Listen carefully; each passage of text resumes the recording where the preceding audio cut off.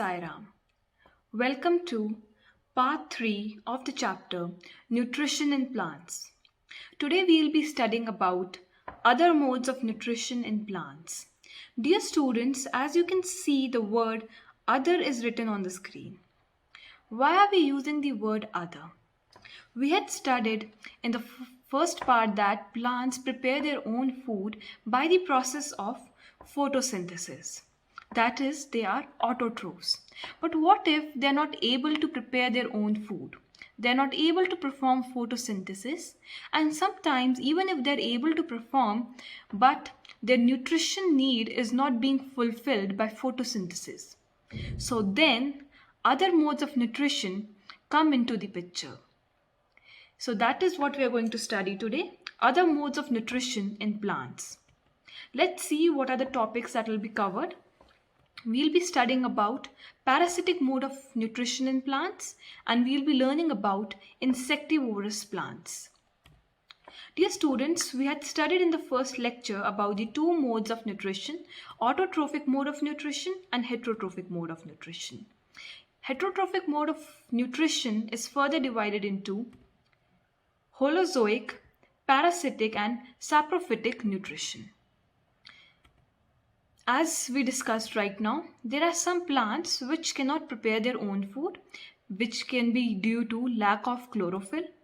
So how do these plants survive, and from where do they derive their nutrition? Now, because they cannot prepare their own food, they'll have to depend upon other organisms. And when an organism, or if a plant is dependent upon other plant or other organism for nutrition, what do we call that kind of nutrition? Yes, it is called heterotrophic mode of nutrition. Now, the heterotrophic mode of nutrition is of three types: holozoic nutrition, parasitic and saprophytic nutrition.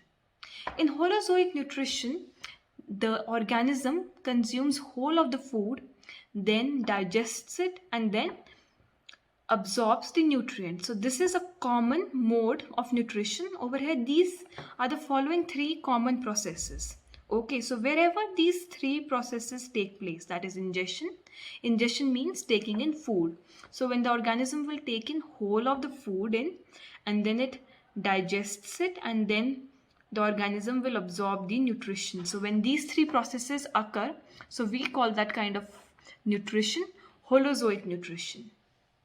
Then in parasitic mode of nutrition, there is a parasite and a host. The parasite will live in or on the host organism, and it will derive ready-made nutrition from the host plant. It doesn't have to perform all these processes like digestion and other physiological function. It has to just simply take in the digested food. Now in saprophytic mode of nutrition, these organisms derive their nutrition from dead and decaying organisms. So they are called saprotrophs. Let's have a look at the examples of these three types of nutrition. The examples of holozoic nutrition are amoeba, frog and human beings. So all of them, they follow these three processes. What are they? Ingestion, digestion and absorption. So that is why all three of them are following holozoic mode of nutrition.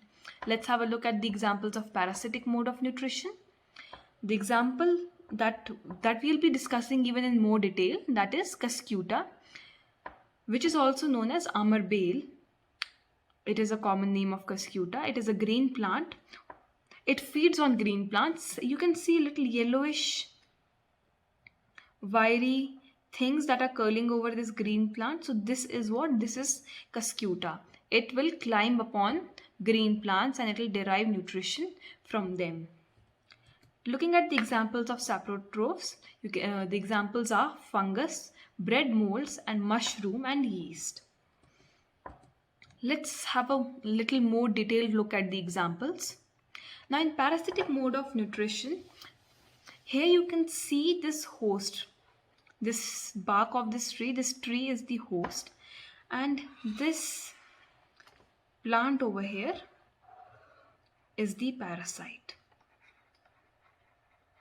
Why are we calling this green plant over here as a parasite? This is because it is growing upon this host, and deriving nutrition from this host tree. Now over here you can see this insect. Okay, this is the insect, and these are the leaves. Now what is happening over here is that these leaves are trapping the insect, and this plant is deriving the nutrition from this insect. So over here in both the cases, first of all in the first case, this plant is deriving the nutrition from the host tree. So it is a parasite. It is not making its own food. It is deriving the nutrition from the host tree. And in the second case, the leaves of the plant are trapping the insect. So the leaves of the plant are deriving the nutrition from the insect. So in both these cases, they are acting like heterotrophs. They are not making their own food. They are deriving their nutrition from some other organism. Now talking about saprophytic nutrition, the examples mushroom and bread mold. In the first case, this bread is decaying. So this bread molds and fungus are growing over here. So they are deriving their nutrition from this decaying bread. And in the second example over here, like we can see this mushroom over here, this mushroom is growing upon dead and decaying matter in soil. So this mushroom is deriving its nutrition from the dead and decaying matter that is present in the soil. So both of them are acting like saprotrophs. So this is saprophytic nutrition. Talking about parasitic mode of nutrition in more detail, whenever the word parasitic nutrition comes, we need to remember these two terms, that are parasite and host. So there are certain characteristics of a parasite, specifically these three. So you need to always remember these three characteristics of a parasite. What are they? First one is that they live in or on other organism. So the first one is they will always live in or on other organism. The second one is they derive their nutrition from the host. And the third one is that they cause harm to the host. So dear students, always remember these 3 points. The first one, they live on some other organism. Second, they'll derive their nutrition from other organism. And third, they will inflict some kind of harm to the host. Now what role does the host play? Host will make the food, and it will perform all the other physiological functions, and it will provide shelter to the parasite. So the host is performing all the activities. It is digesting the food, and it is performing all the other physiological functions, and the parasite is simply sitting there and sucking the nutrition. The example of parasitic mode of nutrition, Cuscuta. As you can see over here, this plant has climbed upon the trees, and in this jungle here also you can see in such a large number of them have climbed so many trees. As you can see in the picture, they are yellow in color, so they do not have chlorophyll. So they're not making their own food, they're not performing the process of photosynthesis. Thus, they climb upon these trees and they derive the nutrition from these trees. Since it deprives the host of the valuable nutrients, it is called a parasite. I hope parasite is clear to you. Parasitic mode of nutrition is clear to you. Dear students, can you name a few animals that are parasites? Now you know what a parasite is. Now you know the definition of a parasite. In your surroundings, can you just name a few animals that are parasites? A very common example is a leech. You can see over here, this is a leech. And as you can see in the picture, it is sucking the blood from the skin, so it is acting like a parasite. The second picture is of a lice. You can see it stays on the body of animals usually, and it multiplies very fast. It will lay the eggs on the body of the animal and it multiplies quite fast and keeps on sucking the nutrition from the animal's body. All of you know about mosquitoes. So this is a mosquito. It sucks the blood from animals and even from our own body, and after it has bit us, you can see a little bit of inflammation in that area. So it is inflicting harm, and you are aware about various diseases it causes like malaria, dengue.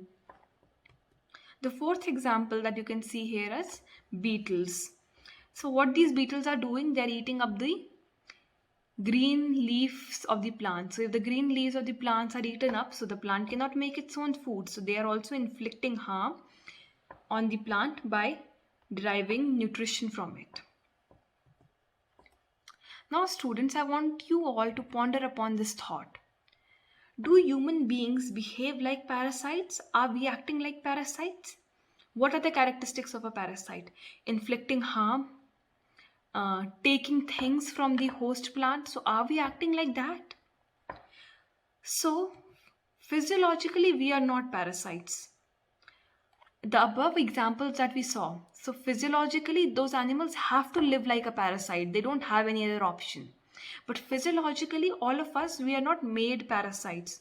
God didn't make us parasites. But are we behaving?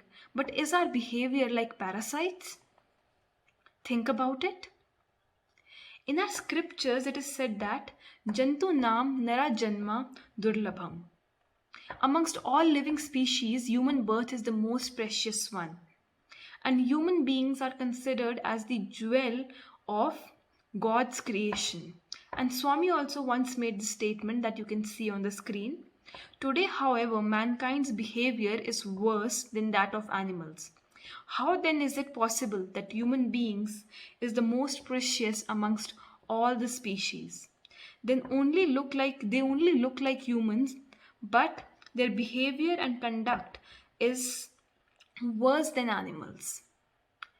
So dear students, being the most precious ones, being the crest jewel of this creation, how should we behave?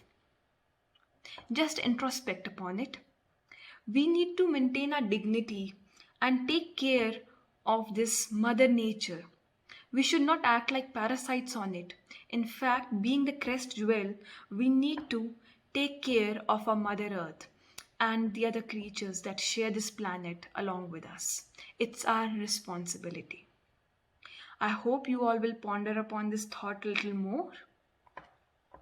Let's move ahead. Now this is a very interesting plant. It is called the pitcher plant. Again, dear students, you will be amazed that this structure that you can see in front of you, it is a modified leaf. You can see this lid over here. This is the apex of the leaf. This is called the lid. But what is it actually? It is the apex of the leaf. So this apex of the leaf can open and close the pitcher. Now what is the pitcher? This jug-like structure that you can see, it is again a modified part of the leaf which is called the pitcher.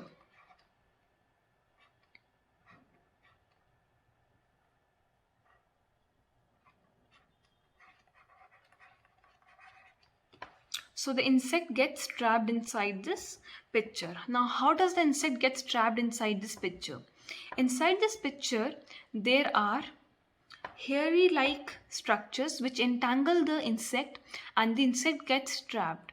And the moment that insect gets entangled in those hair like structures, the lid closes. So now the insect cannot move out. And then digestive juices are secreted inside this pitcher and the nutrients are absorbed.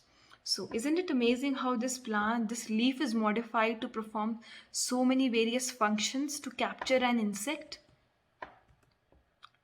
Now the question here is, you can see this pitcher plant over here and you can also see there are some green leaves also. So some leaves are modified to form this pitcher while the other leaves are normal and they are green in color. So since they are green in color, they can perform photosynthesis. So if they can perform photosynthesis, why are they trapping insects? Why are they insectivorous? This is because the area in which they grow is lacking in nitrogen. Now, because there is lack of nitrogen in the soil, so to fulfill their nutrients need, they eat insects. So pitcher plant grows in soil which is usually poor in nitrogen and nutrients. So for making themselves rich in nutrients, they eat insects. So I hope it is clear why they are insectivorous. It's not for their own selfish needs. It's just to fulfill their basic nutrition. They have to follow this mode of nutrition. Now let me tell you about an interesting fact about this insectivorous plant called Drosera. It's a genus of plants, and an example of this genus is sundew plant.